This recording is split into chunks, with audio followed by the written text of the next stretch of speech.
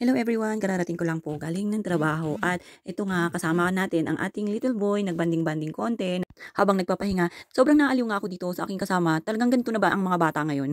Sobrang tatalino na, 'di ba? O at 'yan, talagang cute na cute ang aming little boy. Ganun din ito guys, yung nanay. Tingnan niyo nga, busy-busy na rin sa kaka-cellphone. Sabi ko walang mangyayari dito sa atin kung puro cellphone na lang tayo. Kasi itong dalawa na ito guys, maghapon na yan silang magkasama kaya sabi ko ibaba muna kami magpahangin. Pagpasok pa lang ni nanay dito sa loob ng kwarto, tumakbo na agad itong si Yaya, akala kukunin ng cellphone. Hindi niya alam, iparehas lang sila namang magsi-cellphone doon sa kama. At ito nga po, nung inaya ko silang bumaba, yan, nagtatrabaho pa rin. Yung mga masisipag na nagtatrabaho dito guys, yan, nagsisemento po sila. Sabi nga nila, kanina pa raw sila tawag ng tawag, manghihingi po sana sila ng tubig na gagamitin sa semento. Paano nga po sila maririnig? Itong dalawa, talagang busy-busy, kakadut-dut ng kanilang mga cellphone. At yun, buti na lang doon sila nakahingi ng tubig sa kapitbahay. Nagbigay din naman guys, yun nga lang. Kasi ang mahirap, mabigat at walang hawakan ang kanilang balde. Dumating nga pala ito yung kanilang sasakyan na maghahakot ata ng kanilang mga gamit guys. Yan, kaya nandyan sila. Habang nandito ako sa loob ng aming bakuran na nagvi-video at nanonood sa kanila, napansin ko nga ito si nanay at si yayang pala nandun na sa kapitbahay na nakikikain ng suha sa kapitbahay guys. At ayan, tuwan-tuwa nga itong dalawa. Nagsama na naman ng bulinggit, mga bulinggit na ito guys kasi bibira nga lang makalabas. Doon tayo doon. Dito tayo, tayo dito.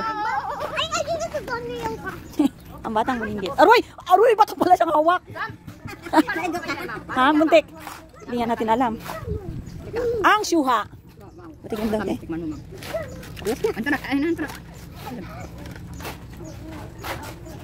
Nabigay mo, ako lang yung nagkakain. Ang tamis nga. Sarap na eh. Ha? Oo.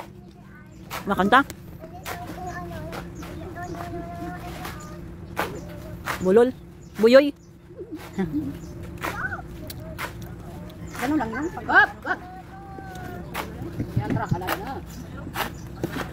Ay sila, ano pala yan? Engineer? Sila engineer pala.